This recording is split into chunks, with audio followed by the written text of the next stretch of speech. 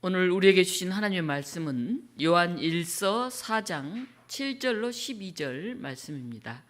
요한 1서 4장은 신약성경 391쪽에 있습니다. 우리 함께 교독으로 봉독합니다. 제가 먼저 7절 봉독합니다. 사랑하는 자들아, 우리가 서로 사랑하자. 사랑은 하나님께 속한 것이니 사랑하는 자마다 하나님으로부터 나서 하나님을 알고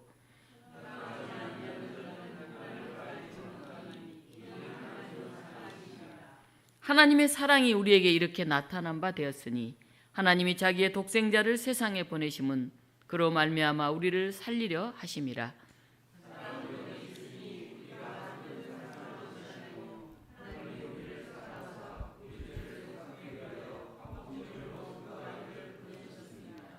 사랑하는 자들아, 하나님이 이같이 우리를 사랑하셨은즉 우리도 서로 사랑하는 것이 마땅하도다.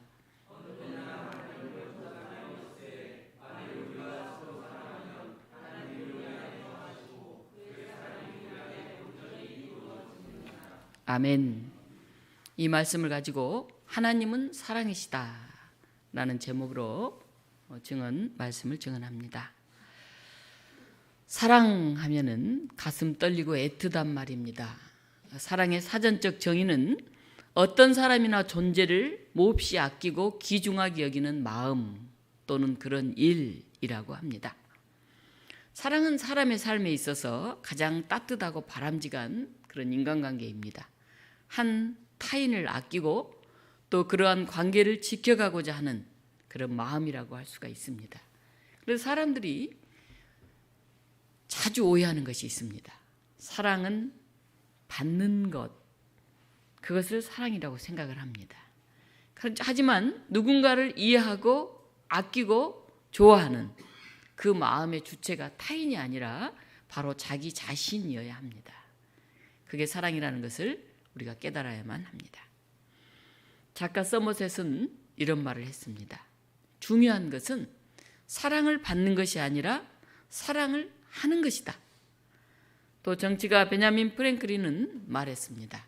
사랑받고 싶다면 사랑하라. 그리고 사랑스럽게 행동하라. 요즘 젊은 사람들은 굉장히 지혜롭고 아는 것이 굉장히 깊고 많아져서 저는 간혹 이렇게 젊은 남녀 청춘들이 만나서 데이트를 해가는 그런 모습을 봅니다. 나는 솔로 이런 프로그램도 있고요. 또 몇 가지 프로그램들이 있는데 거기에 보면 스스로 알아요. 내가 사랑받게 행동을 해야만 사랑을 받는다는 것을 압니다. 그리고 내가 사랑을 줄 때 사랑이 온다는 것을 알아요. 그래서 그걸 굉장히 지혜롭게 행동하는 모습들을 보면서 요즘 젊은 사람들은 참 대단하다. 근데 어떤 사람은 사랑을 막 받으려고만 그래요. 그러니까 어찌 보면 그 모습이 별로 아름답게 보이지가 않아요. 욕심꾸러기처럼 그렇게 보여질 때가 있습니다. 그 결과 그런 짝은 잘 이루어지지 않는 것을 보았습니다. 사랑이라는 말은 우리 삶에 있어서 가장 많이 사용되는 단어 중에 하나일 것입니다. 그러나 결코 쉽지 않는 단어가 사랑이라는 단어가 아닌가 싶습니다. 오늘 사도 요한은 편지를 보내면서 이렇게 말합니다. 사랑하는 자들아, 우리가 서로 사랑하자. 요한은 누구에게 이렇게 얘기하고 있는 것일까요? 바로 그리스도인 형제 자매들을 부르면서 사랑하는 자들아 이렇게 애칭으로 사도 요한은 즐겨 사용합니다. 어떨 때 우리가 사랑하는 사람아 이렇게 얘기할 수 있을까요? 연인 간에는 혹시 그런 얘기를 할 수 있을지 모르겠어요. 난 널 사랑해. 내 사랑 그대 이렇게. 그래도 좀 쑥스러운데? 이러면서 얘기할지 모르겠어요. 부모가 자식을 생각할 때 자녀를 볼 때 눈에 넣어도 아깝지 않는 내 자식 이렇게 생각을 할 거예요. 요새는 청소년들이 하도 그냥 청소년기가 보통이 아니라 그러죠. 그래서 중2병 이런 게 생겨가지고 아이고 나 두 손 두 발 다 들었다고 아이를 키운 게 이렇게 힘든지 몰랐다고 그러면서 부모들이 얼굴에 그냥 주름살이 늘어가면서 그런 모습을 봅니다. 그럼에도 불구하고 사랑할 수밖에 없는 사랑하는 자녀 그 앞에 부모들은 서게 됩니다. 그런데 혹시 친구들에게 또는 교우들에게 사랑하는 자들아 이렇게 부르기란 굉장히 쉽지 않아요. 요한은 어떻게 당시 초대교회 교우들 향해서 사랑하는 자들아 이렇게 애칭처럼 즐겨서 불렀을까요? 우리가 사도 요한하면 예수님께 특별히 사랑을 받았던 사람임을 알고 있습니다. 사랑하는 제자 이렇게 성경에 나와요. 요한은 일반적으로 사랑을 많이 받아본 사람들이 사랑을 더 잘 실천할 때 있다고 합니다. 너무 애정 표현이 없는 그런 가정에서 자란 자녀들은 부부간에도 애정 표현하는 걸 너무 쑥스럽고 겸연쩍어 한다 하는 얘기를 들은 적이 있습니다. 제가 어느 젊은 여집사가 결혼을 했는데 시부모들이 시도 때도 없이 애정 표현을 해가지고 민망해 죽겠다고 그래요. 손잡고 다니는 건 기본이고 이제 어르신들이잖아요. 시어머니, 시아버지 정도 되면. 그리고 어떨 때 자녀들 앞에서 뽀뽀를 자꾸 한다는 거예요. 잘 있어? 그리고 뭐 다녀올게 이렇게 자꾸. 그래서 그게 깜짝 놀랐다 그래요. 자기네 부모님은 그런 모습을 거의 보인 적이 없고 항상 점잖게 이렇게 대하는 것을 보면서 자랐는데 결혼하고 나니까 너무 문화가 다르다라는 거예요. 그래서 거기에 적응하는데 한참 걸렸다고 얘기하는 것을 들었습니다. 근데 어떤 아버지는 딸을 일부러 많이 이렇게 안아준다고 그렇게 얘기를 하더라고요. 나이가 들면서 오히려 서먹서먹해지고 더 멀어지고 그래서 더 친근감을 갖게 하려고 더 자주 아이들과 이렇게 접촉을 한다. 그런 고백을 하는 걸 들었어요. 표현되지 않는 사랑은 사랑이 아니다. 그런 말이 있죠. 우리나라 사람들이 사랑을 표현하는 걸 굉장히 쑥스러워하잖아요. 그리고 마음속으로만 막 가지고 있다가 사랑한다 표현하지 못해서 떠나보낸 그런 사람들도 많잖아요. 우리가 사랑을 상대가 느낄 수 있도록 그렇게 표현하고 드러냈었으면 좋겠습니다. 오늘 우리 요한이 사랑하는 자들아 그렇게 얘기를 하는 것처럼 말이죠. 두 번째 요한은 사랑하는 자들아 우리가 서로 사랑하자. 왜 이 얘기를 했을까요? 당시 교회에 영지주의라고 하는 이단들이 막 들어와서 교회를 혼란스럽게 했기 때문에 그래요. 우리가 읽기 바로 전에 있는 요한복음 4장 1절에서 6절은 거짓 진리와 참 진리를 분별하라고 그렇게 얘기를 합니다. 요한이 이 편지를 쓸 당시에 영지주의자들 교회에 가득 들어와서 성도들을 막 혼돈스럽게 하고 있었어요. 초대교회의 영지주의 이단들은 육체를 굉장히 추한 것으로 생각하고 우리의 영적인 것만을 아주 중요하게 생각을 했어요. 그러다 보니까 어떤 결과가 나타났냐면 육체를 아무렇게나 막 대하는 거예요. 육체 뭐 이거 썩어 없어질 건데 뭐. 그래서 도덕적으로 방종에 빠진 사람도 굉장히 많아졌어요. 그러니까 육체를 천하게 생각했기 때문에 예수 그리스도가 하나님의 아들이 인간의 몸을 입고 여기 이 세상에 왔다? 그걸 받아들이지 않았어요. 이 말이 안 돼. 이 추한 인간의 이 육신을 입고 어떻게 와 하나님의 아들이. 성육신 그건 아니야. 부인했습니다. 이런 상황의 사람들에게 요한은 말합니다. 예수님을 그리스도로 믿고 따르는 교우 여러분은 사랑받는 사람들입니다. 그리고 여러분은 서로 사랑해야 될 사람들입니다. 그렇게 말합니다. 근데 여러분 어떠세요? 여기 한번 교우들이 이렇게 얼굴 한번 둘러보세요. 서로 옆에 뒤에 이렇게 한번 얼굴 좀 보세요. 엄청 사랑스러운 사람이 있습니까? 보기만 해도 눈에서 그냥 꿀이 뚝뚝 떨어지는 사람이 있나요? 별로 없는 것 같아요. 사실 교회 안에서 사랑하는 자들아 이렇게 성도들 얘기하면서 사랑한다는 게 굉장히 쉽지 않아요. 교회는 예수 그리스도를 믿고 따르고 그래서 사랑을 실천하는 사람들이 모이는 것 같은데 어떤 사람 보면 저 사람 이기적이야. 집사님이 돼가지고 저러면 안 돼. 이런 생각이 들어요. 또 어떤 사람은 저 권사님 욕심이 되게 많아. 이제 큰 교회 같은데 주방에서 막 500명, 700명 이렇게 주방에서 뭘 하면 반찬도 많이 남아요. 그러면 어떨 때 싸움이 나요. 서로 싸가려고. 그래서 주방 담당한 권사님이 계셔가지고 절대 교회 거는 싸가지 않습니다. 딱 정해요. 이제 몸이 아픈 환우라든가 뭐 어려운 이웃이라든가 이런 사람에는 절대 개인이 가져가지 마세요. 이렇게 딱 해서 못 사가요. 서로 가져가려면 싸움이 나니까. 그래서 교회 주방에서 보통 싸움이 제일 많이 나요. 그리고 보면은 또 게으른 사람들이 있어요. 게으른 사람들. 다 나와서 봉사하고 그러는데 그런 일만 있으면 은근슬쩍 빠지는 사람들이 있어요. 그러면 어때요? 아무래도 좀 얄밉잖아요. 사랑하려고 해도 그게 잘 안 되잖아요. 또 어떤 사람은 은근히 잘난 척을 해 자꾸. 자기가 좀 공부를 많이 하고 좀 돈 좀 있으면 있지. 교회 와서 굳이 막 은근슬쩍 탁 잘난 척하면 예수님이 겸손하라고 그랬는데 별로 마음에 안 들어. 그런 사람들이 있죠.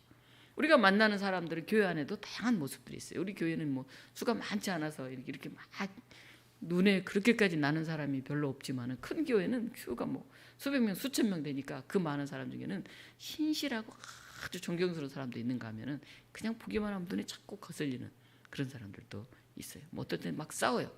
회비를 냈니 안 냈니 막 이렇게 봉투 가지고. 제가 목회자가 볼 때 아이고 교회 집사님 권사님들이 그 회비 그거 10,000원 한 달 냈다 안 냈다 갖고 저렇게 싸우니 이게 제가 참 마음이 좀 아픈 적이 있었어요. 그런데 사실은 어쩌면 우리의 모습이 그런 모습도 있을지 몰라요. 그래서 이런 우리 성도들이기 때문에 우리들이기 때문에 서로 사랑하자 이런 말 하기가 참 어려워요. 근데 요한은 서로 사랑하자.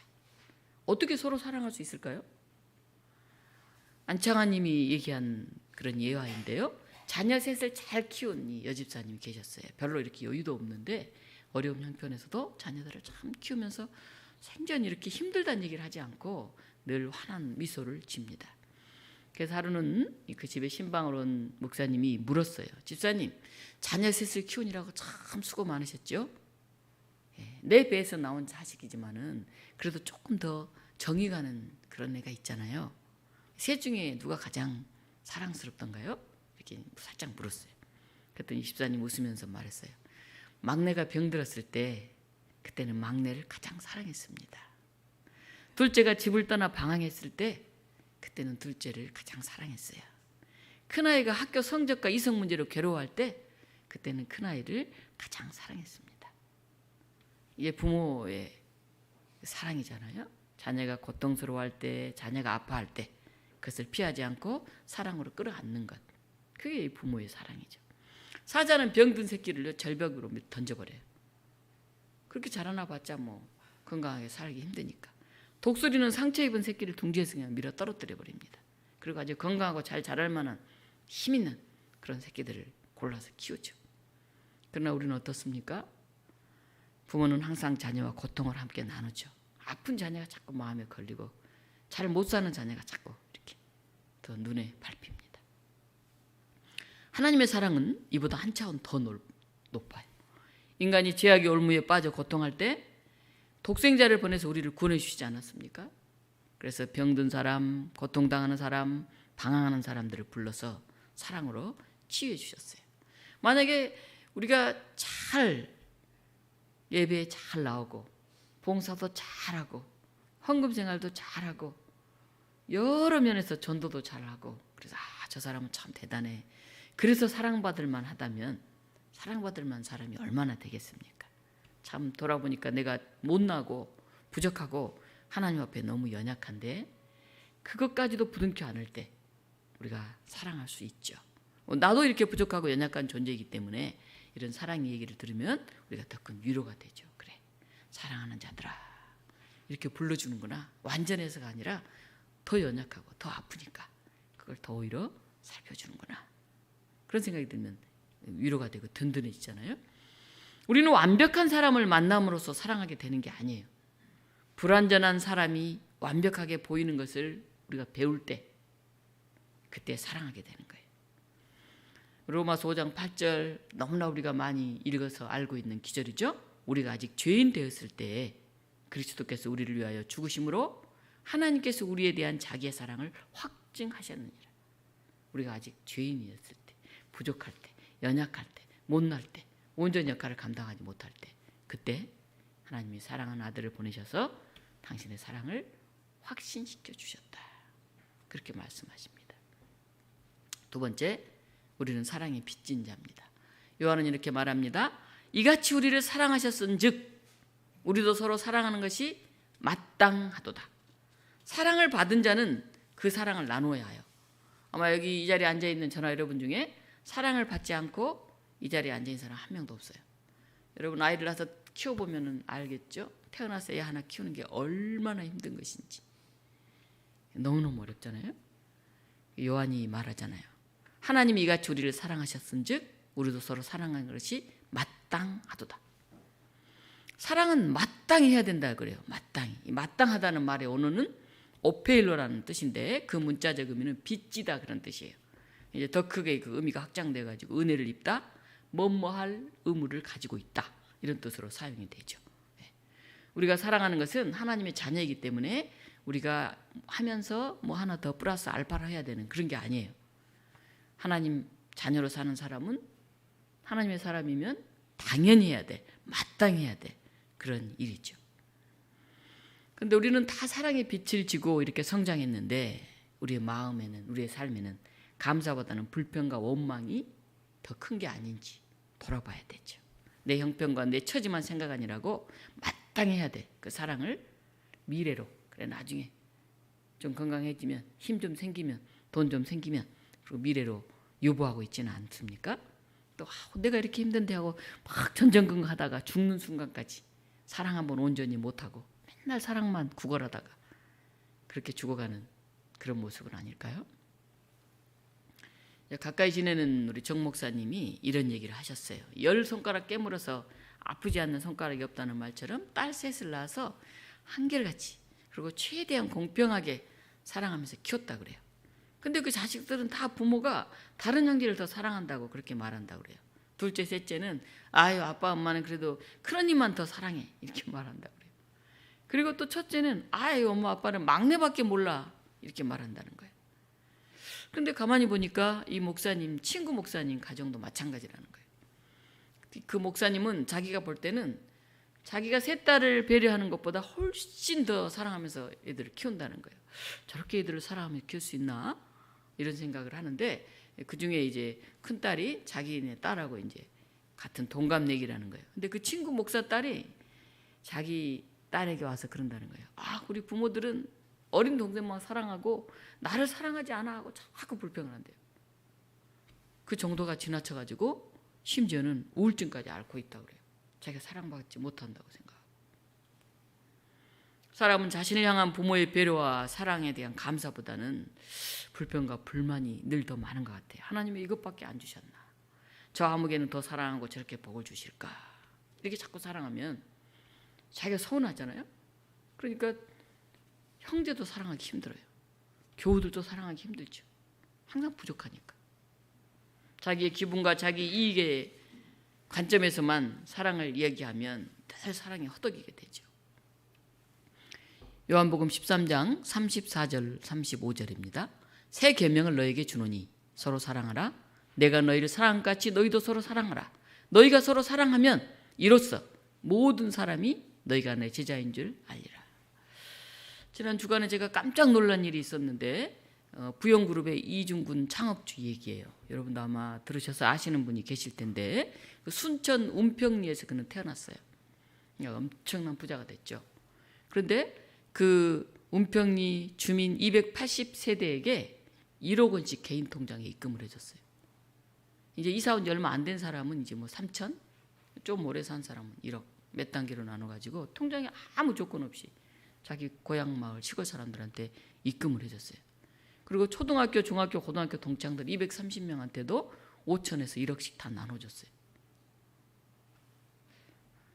뭐 로또 맞은 것 같지 않겠습니까? 이중근 회장은 순천에서 초중학교, 중학교를 졸업하고 가정 형편이 어려워가지고 상경에서 고학으로 야간 고등학교를 졸업했다 그래요. 나중에 건국대에 입학했는데 형편이 어려워서 중퇴해서 독학으로 학사학위를 취득한 자수성가형의 기업인입니다. 그 부영하면은 사랑으로라고 하는 로고가 있어요. 한번 보여줄래요? 여러분 이거 보면 기억이 날지 모르겠어요. 부영, 네, 사랑으로 오랑새가 그려져 있는 저게 자기의 기업의 로고로 삼았어요. 사랑으로. 부영 아파트를 통해서 이제 사업을 시작했는데 보통 임대 주택 사업으로 시작을 했죠. 그래서 저 부영 아파트 지금도 저 사랑으로 이렇게 띄워주면 좀 촌스럽다 이제 여섯 사람들은 영어로 그럴싸하게 로고를 만들고 멋있게 만드는데 원양의 사랑으로. 그가 다 잘했던 건 아니에요. 그렇게 사업을 하다 보니까 횡령과 배임으로 구속 기소된 적도 있었어요. 근데 이제 그가 82세가 되었습니다. 여러분 80세가 넘으면 어떤 생각이 들까요? 내가 이제 살 날이 얼마 남지 않았다. 그런 생각이 들지 않겠습니까? 그래서 그는 이웃사촌 정신을 거론하면서 고향 마을에 돈을 나눠준 것이죠. 근데 그가 이번만 그런 게 아니에요. 그는 우정교육재단을 만들어서 2010년부터 41개국 출신 유학생 2,200명에게 장학금을 86억 원이나 줬어. 자기가 못 배운 게 한이 돼가지고 가난한 나라에서 우리나라 와서 배우는 이런 학생들에게 장학금을 줬어요. 지난해 한 해만 해도 한국 대학에 와서 재학 중인 외국인 유학생 85명에게 3억 4천만 원이라고 하는 장학금을 전했어요. 그리고 94년부터 지방학교 100곳에 기숙사, 우정학사를 지어줬어요. 그리고 중고, 대학에 도서관, 체육관 이런 걸 막 지어줬어요. 그러니까 공부하는 학생들이 좀 편하게 할 수 있도록 자기가 못 배고 힘들었던 생각하면서 그렇게 장학 사업을 많이 했습니다. 더 나아가서 캄보디아, 베트남, 라오스 이런 어려운 학교, 어려운 나라에 초등학교 건립을 계속 지원했어요. 여기에 그치는 게 아니에요. 군대 동기, 주변에 형편이 어려운 사람들에게 선물과 돈을 나눠줬는데, 물론 친척들은 당연히 돈을 나눠줬겠죠. 근데 그게 2,650억 원에 이른다 그래요. 3,000억 가까운 돈을 그가 자기 사비로 이렇게 나눠줬다 그럽니다. 좀 궁금하지 않아요? 어떻게 그런 일을 하는지? 그래서 물었어요, 이중근 회장에게. 어떻게 그렇게 고향 마을 사람들한테 돈을 1억씩 나눠줄 생각을 하셨습니까? 그랬더니 이중근 회장이 이렇게 말했다 그래요. 제가 참 어렵게 살았습니다. 시골 마을에서. 그때 저를 도와주신 사랑의 손길들이 있었어요. 그래서 그 고향 마을 사람들에게 빚 갚는 심정으로 제가 이제 나이도 많은데 제 재산을 나누어 줬습니다. 이렇게 고백했다 그럽니다. 어린 시절 도움받았던 빚진 자 심정으로 살다가 그 큰 나눔을 실천했다 그럽니다. 우리 여기 행천동에서 누가 부자가 돼가지고 출세해가지고요, 이 동네 사람한테 다 1억씩 통장에 넣어주면 어떻겠어요? 오, 신나겠죠. 그런 일이 좀 있으면 좋겠죠. 네. 고향 사람들이 너무 고마워서 어떻게 이런 일이 다 있을 수 있을까? 그래서 공덕비를 세운다고 그럽니다. 보통 뭐 큰 학교를 짓는다든지 뭐 자기 이름을 내기 위해서 뭐 어디에 크게 기부한다든지 뭐 이런 거는 많은데, 한 사람 한 사람의 삶 속에 이렇게 돈을 낸다는 거는 대단한 일이죠. 이런 게 사실 기본소득제하고 비슷해요. 기본소득제. 한 개인에게 최소한의 삶을 보장해 주는 거죠. 세 번째로, 사랑은 주는 쪽이 더 큰 유익을 얻습니다. 우리는 사랑하는 사람 쪽에서 양보와 희생을 한다, 항상 이렇게 생각을 해요. 그러나 사실은 사랑을 받는 사람보다 사랑하는 사람이 더 큰 유익을 얻습니다. 사랑이 없으면 이라는 글이 있는데요, 이런 내용입니다. 사랑이 없는 의무감은 무뚝뚝하게 만든다. 사랑이 없는 책임감은 냉엄하게 만든다. 사랑이 없는 정의는 무자비하게 만든다. 사랑이 없는 교육은 반항하게 만든다. 사랑이 없는 지성은 교활하게 만든다. 사랑이 없는 친절은 위선적이게 만든다. 사랑이 없는 명령은 비열하게 만든다. 사랑이 없는 지식은 굴림하게 만든다.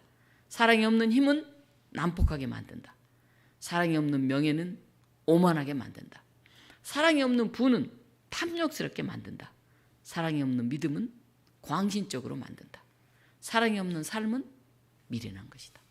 얼마나 좋습니까? 정의, 지성, 친절, 지식, 명예, 부, 믿음, 너무 좋은데 그 사랑이 없으면 그 결과는 다 아름답게 다가올 수 없다는 거죠. 그러나 사랑이 있으면 기쁨이 있고 설렘이 있고 소망이 있고 행복이 있습니다.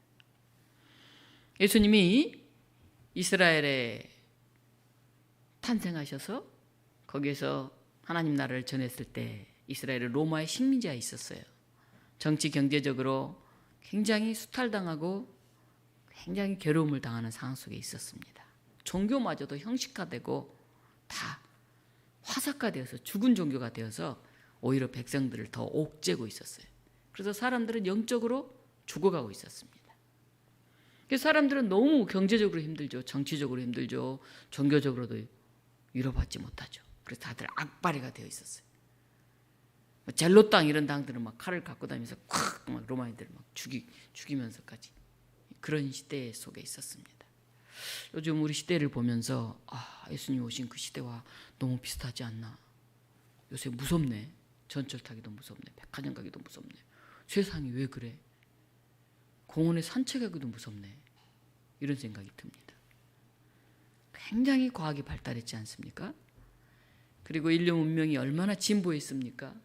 물질이 얼마나 많아졌습니까? 우리가 얼마나 오랫동안 살게 되었습니까? 근데 시간이 갈수록 다 돈벌이 수단으로 바뀌어가는 것 같아요. 그리고 우리가 영혼이 점점 시들어가고요. 우리 인간이 점점 초라하게 되는 것 같아요. 문명이 발달하면 우리가 행복할 줄 알았는데 어떻게 더 곤고하고 점점 더 타락해 가고 있어요. 그래서 우리 인간이 사랑할 능력을 잃고 사랑을 받아들일 능력도 잃고 말았어요. 하나님 없이, 사랑 없이 사는 세상은 지옥이 됩니다. 하나님은 인간이 영적으로 먼저 깨어나지 않고는 결코 행복해질 수 없다는 것을 아셨어요. 그래서 예수 그리스도를 통해서 하나님의 사랑을 보이셨습니다. 사랑은 하면 좋고 못하면 어쩔 수 없는 게 아니에요. 사랑 없이는 사람은 한 시간도 제대로 살 수 없어요. 그러나 사랑하는 사람은 기다릴 수 있어요. 사랑하는 사람은 여유가 있어요. 사랑하는 사람은 넉넉합니다. 그래서 오늘 사도 요한은 말합니다. 사랑하는 자마다 하나님으로부터 나서 하나님을 압니다. 오늘 저는 하나님은 사랑이시다 이렇게 말했어요. 하나님의 본성이 사랑입니다. 하나님의 성품이 여러 가지가 있는데 만약에 성경에서 제일 먼저 말하려고 하는 것이 하나님은 지혜이다 그렇게 한다면 우리는 불안할 거예요. 하나님 우리 속마음까지 다 꿰뚫어 보시면 우리의 어리석음과 우리의 죄가 낱낱이 드러나기 때문에 그래요. 만약 성경이 제일 먼저 말하려고 하는 것이 하나님은 공의이시다, 정의 하나님이시다 이렇게 말하면 우리는 두려울 거예요. 우리 죄진 것도 많고 살짝 나쁜 일 한 것도 많은데 나는 겉으로 의로운 척하지만은 고만고만하게 불의한 것들을 생각하면서 욕망 속에 살아가고 있는데 그런 생각을 할 거예요. 성경에서 제일 먼저 말하자고 하는 것이 하나님은 사랑이시다 라는 말이기를 바랍니다. 너무 듣기 좋은 말이고 우리에게 성경에서 제일 하고 싶어하는 얘기가 아닐까 하는 생각이 됩니다. 어떻게 하면 우리는 그 사랑의 하나님을 만날 수 있을까요? 성경은 분명하게 말합니다. 성도끼리 서로 사랑할 때 거기서 하나님을 만날 수 있다고 합니다. 어떻게 하나님의 존귀하심을 느낄 수 있을까요? 사람을 귀한 줄 알면서 사람을 존중할 줄 알 때 그 하나님의 사랑을 받는다고 합니다. 우리가 눈을 들어서 우리 옆 사람들을 바라봤으면 좋겠습니다. 사랑으로 우리를 품으시고 양육해 오셨던 이제 연로해지시는 그런 부모님들을 우리가 바라볼 수 있었으면 좋겠습니다. 고만하게 살고 있는 우리 형제들을 바라볼 수 있었으면 좋겠습니다. 지쳐서 어찌할 바를 모르는 그런 우리의 이웃들을 바라볼 수 있었으면 좋겠습니다. 더 나아가서 교만하게 이기적으로 막 까등바등 살고 있는 그런 사람들의 모습도 우리가 한번 바라볼 수 있었으면 좋겠습니다. 어디서 사랑이 싹트고 있을까요? 어디서 행복이 연걸어가고 있을까요? 여러분 사랑하다가 혹시 상처받으신 적 있습니까? 사랑 때문에 아프고 괴로우십니까? 헨리 데이비드 소로우는 이렇게 말합니다. 사랑에 의한 상처는 더 많이 사랑함으로써 치유된다. 우리가 사랑의 실천가로 알고 있는 마더 테레사 수녀도 말합니다. 강력한 사랑은 판단하지 않는다. 단지 주기만 할 뿐이다. 오늘 사도 요한이 주는 말씀을 우리가 다시 한번 함께 읽읍시다. 요한일서 4장 7절 8절입니다. 한 목소리로 우리가 봉독합니다. 사랑하는 자들아 우리가 서로 사랑하자. 사랑은 하나님께 속한 것이니 사랑하는 자마다 하나님으로부터 나서 하나님을 알고 사랑하지 아니하는 자는 하나님을 알지 못하나니 이는 하나님은 사랑이심이라. 제가 우리 이혜인 수녀의 어떤 결심이라고 하는 짧은 시를 하나 읽고 이 시간 우리가 함께 한 1분, 2분 정도 한 목소리로 우리가 사랑하는 사람, 사랑해야 될 사람, 사랑하지 못하는 사람들을 생각하면서 기도하도록 하겠습니다. 제가 하나 읽습니다. 마음이 많이 아플 때 꼭 하루씩만 살기로 했다. 몸이 많이 아플 때 꼭 한순간씩만 살기로 했다. 고마운 것만 기억하고 사랑한 일만 떠올리며 어떤 경우에도 남의 탓을 안 하기로 했다. 고요히 나 자신만 들여다보기로 했다. 내게 주어진 하루만이 내 생애라고 생각하니 저만치서 행복이 웃으며 걸어왔다. 우리 함께 같이 마음 모아 한 목소리로 기도하겠습니다.